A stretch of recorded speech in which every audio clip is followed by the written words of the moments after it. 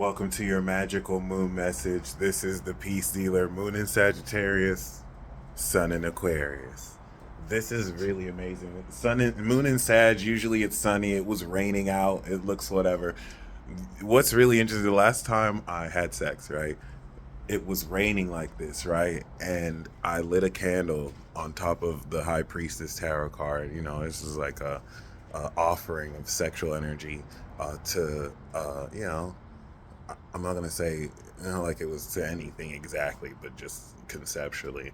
And uh, before I did that, it was like this. Once we finished, the sky was clear, y'all.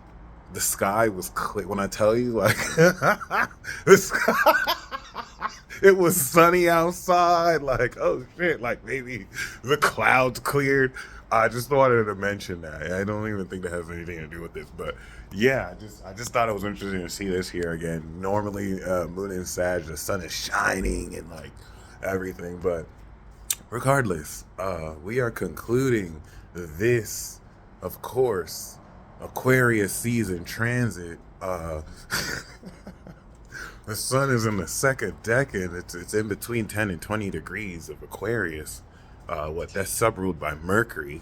So the first 10 degrees of Aquarius innovated the knowledge that now Mercury is going to, with the brain processing ability represented by Mercury, analyze, sort, but since this is a Gemini-based Mercury, experiment with this innovation. That's the beautiful thing. Uranus subrules the first 10 degrees of Aquarius, and we see the sub-rulership with Uranus, Mercury of the second decan, and then the third decan, 20 to 30 degrees, or 20 to like 29 degrees is Venus. So we innovate, we sort, with our brain, and then we polish that information with the sub-rulership of Venus, the last 10 degrees.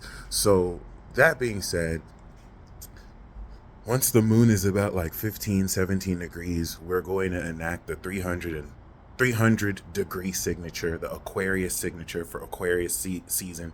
Aquarius signature aquas are the most amazing and best Aquariuses. Take that concept with a grain of salt. But if we're taking relative to each 12 signatures, not that it's limited to 12, but relative to these, basic aspects, daylight, XXX Tentacion are about two examples of Sagittarius logic, Sagittarius moon, Aquarius suns who bear the Aquarius signature. They create such a wild feeling collectively for all of their supporters. Just look at any daylight battle rap, and when he puts a punchline, how wild the crowd goes. That's indicative of the moon, 11th house of crowds and groups around him, and how he's able to make them feel wild. All right, so we're gonna experience this. We experience this every year. It's just this year we're experiencing this with Mercury 29 degrees cap, Mars 23 degrees cap, Venus 15 degrees cap. Once we step in tomorrow, the sun that's in the Mercury decan will be joined by Mercury that's in the Uranus decan.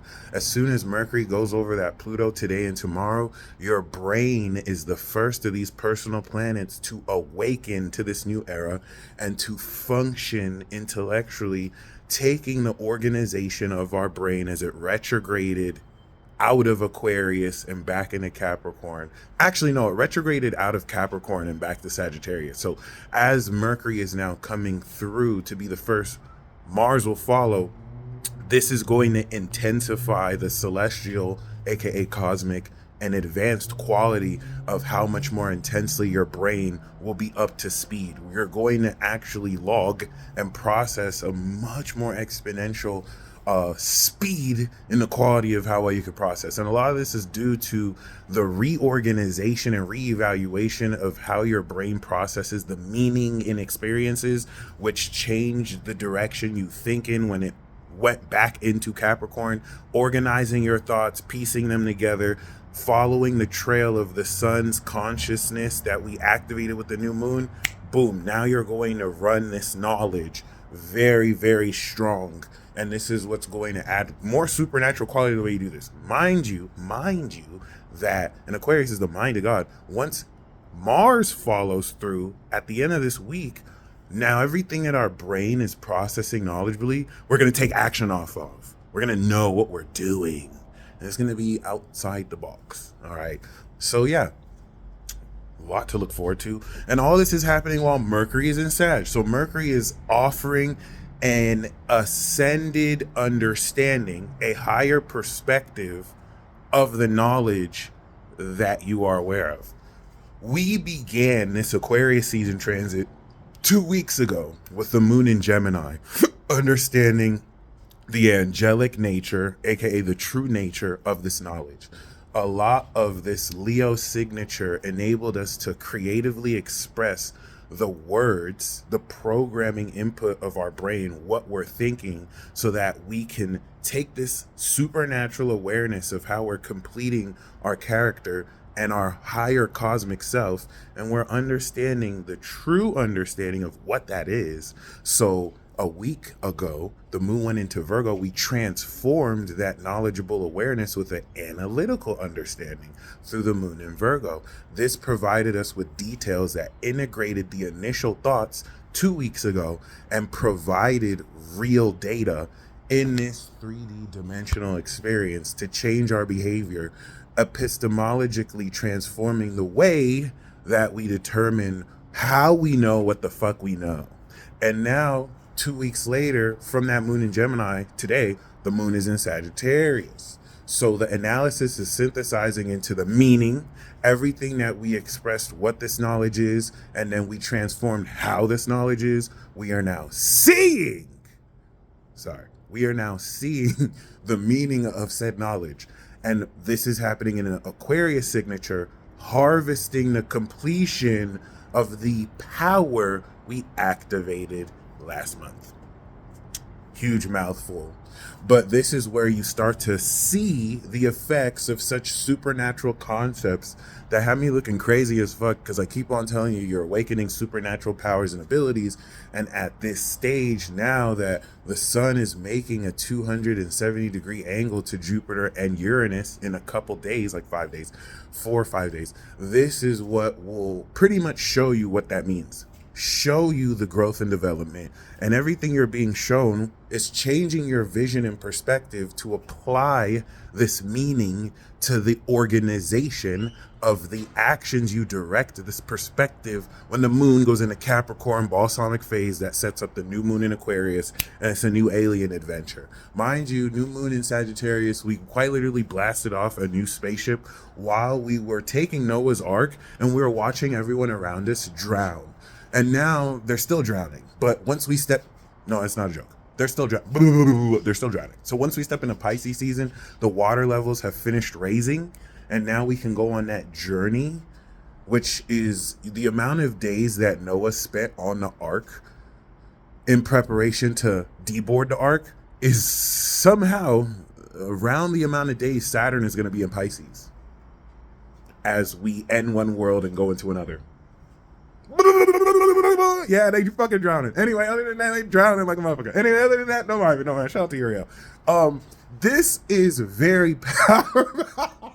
This is very powerful because this is showing you also in the Aquarius signature the ascended beings' perspectives and influences that belong around you, that you know you belong around you, that show you how to step more into this higher frequency. Higher frequency also taking into account the fact that you have different modes and that there is a percentage of you that is physical, less than 99% of the electromagnetic spectrum you don't see, which means you have a universal cosmic metaphysical aspect of yourself which exists beyond this physical, saying that this that you are watching my NPC self with is this lower self you are processing with your lower mind, third house, but you have a higher mind, ninth house, that takes the physical senses you process and analyze information with and gives you meaning. What does it mean? I am looking at these cars and I'm looking at this, and for some reason I believe that that's a store and these are cars, but is that really what it means? Is this just the symbols that I've been taught and conditioned to accept so that I can speak a language with which other people do not hear gibberish and are like, oh yeah, I see that car too, but do we really fucking see cars? Or is that just what we called an automobile that guzzles gas and basically kills the earth and now has the earth angry at it? No, I'm just joking. I'm not trying to, that's the plot of a movie right there. But like, you get what I mean. mean. This is going to show you beyond language. It's going to show you beyond culture. It's going to show you beyond myth. It's going to show you beyond whatever systems that have been created in order for us to, people will go conspiracy and be like, this was meant to control us. This is just meant for us to communicate. Throughout human history, all sorts of symbols and codexes have been created so that we can just make sense of the illusion that we believe is here, but is not really fucking here, because Nobel Peace Prize winners 2022 won an award for proving that this is not local and real. Your brain is probably in a vat somewhere thinking you're experiencing all this age-old philosophical question. But what happens when you, along with an entire collective, have awakened the advent of the evolution of consciousness, not just in human, but in plants and animals, and you are now coming into a full, meaningful understanding of what you know is in front of you? Nothing. Spoiler, plot twist. But other than that, how it is that we communicate and symbolize this nothingness to mean anything to us is how we also inadvertently clash with each other, fighting about which philosophy is right when everybody breathes air and one day will die. That is the universal truth in this world. Everything that is living will die. Everything that feels like it's different from other people, whether due to sex, race, or whatever weight, all dies, all bleeds equally. I mean, some people die faster than others, or more peaceful or less peaceful, but everyone dies. Okay, so with that being said, this isn't about trying to find that unifying truth. This is taking the work you've done over the past 2 weeks and week, and it is synthesizing this higher meaning to prepare for an activation of new awakened knowledge. This new moon is Kazimi Pluto, and Mercury's going to be involved too. So it's a lot to look forward to. Okay, have fun with this transit. The moon squaring Saturn and then subsequently Neptune are holding you accountable to the integrity of your beliefs, so that you can, as you see this change in front of your eyes, align with said integrity, so that this can show, quite literally show you the materialization of said concepts you sowed the seeds for, as you do every month, but will now, like laughing gas, disassociate a lot of the physical quality of this intense awakening by uninhibiting you enough, making you loopy, somewhat delusional, so that you can facilitate this more intense awakening, which requires destruction, especially through the darkness of the balsamic, where the moon will revisit the Capricorn party and transition it into the Aquarius party, the alien party, baby. All right, whether it's good or bad depends on the person experiencing it and their fruits and their will and what they do with that choice. Other than that, my friends, whew, this is the transit you've been waiting for. Expect a lot more drama to bubble up over the surface. I'm using this as an example, but it applies beyond just entertainment. Megan Thee Stallion, who is a celestial high queen, born with the Leo moon soul, dropped his when the moon was in Leo and the sun was in Aquarius. And a lot of that drama has been bubbling up through the moon in Scorpio, intensifying. And if you think the moon in Sagittarius isn't going to bring a next stage of this, well, go out and look into the world, because you will see, my bad, you will see the extraordinary quality of, how extraordinarily ridiculous this all is. And I'm just using that one thing as an example.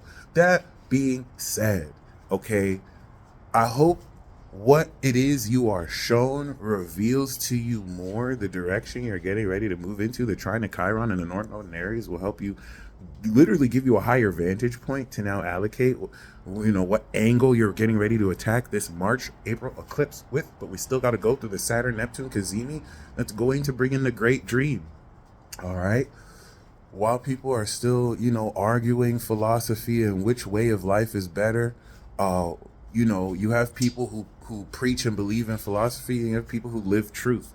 And people who live truth know that belief and philosophy is different from truth. What people believe and how people put that together symbolically is different from what's actually the truth. These things get mistaken all the time. And transit like this will help you see the higher knowledge, see the higher perspective of said higher knowledge, and finally show you the effects of the harvest you've completed and who to experience that with.